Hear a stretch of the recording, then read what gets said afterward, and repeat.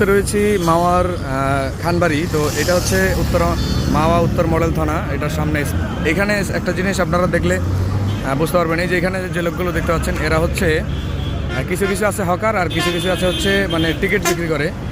তো টিকিট বিক্রি করার মাধ্যমে এরা হচ্ছে 50 টাকা বা 100 টাকা মানে লাভ করে আর কি। তো এইভাবে করলে সারাদিনে মোটামুটি ভালো টাকা ইনকাম হয়।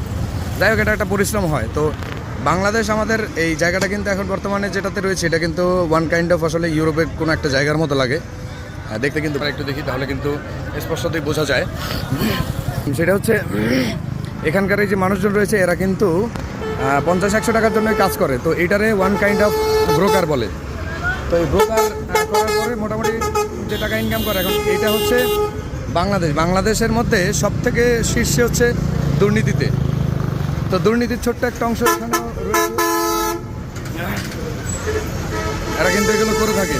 তো নর্মালি যারা আসলে চিনে না রাস্তাঘাট, তারা যদি এখানে এসে বলে যে আমি অমুক জায়গায় যাব, তাহলে তারা সিট দিবে বলে মানে একটা আকাঙ্ক্ষা দেয়। তো তারপরে হচ্ছে কি মানে বেশিরভাগ সময় দেখা যায় যে তারা মানে উল্টাপাল্টা উঠায় দেয়। মানে উল্টাপাল্টা বলতে সিট নাই বা বাস প্রচণ্ড পরিমাণে ভর্তি, ওইটার মধ্যে উঠাই দিয়ে টাকা কিন্তু ঠিকই আসলে 450-500 টাকা করে নিয়ে নেয়।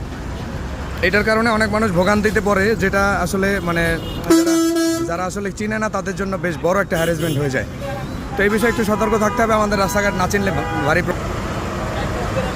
তো অবশ্যই আমরা লম্বা মানে যাতায়াত করতে অবশ্যই রাস্তা চিনে তারপরে হচ্ছে পানি জমাবো, আদারওয়াইজ কিন্তু এরকম প্রবলেমে পড়তে হবে। দু একজনের উপকার হলেও বেশিরভাগ মানুষেরই কিন্তু ক্ষতি হয়, কারণ অনেক মানুষ চিনে না। যেমন আমি কিন্তু আমার নানার একটু আগে উঠাই দিছি, আমি ওনার কাছে তো মোবাইল নাই, তো আমি ওনারা উঠাই দেওয়ার পরে আমি কিন্তু ওনার ভাড়া দিয়ে দিছি। তারপরে আমি জানি না ওরা আবার ভাড়া নিবে কিনা, যদি নাই তাহলে সেটা হবে অন্যায়।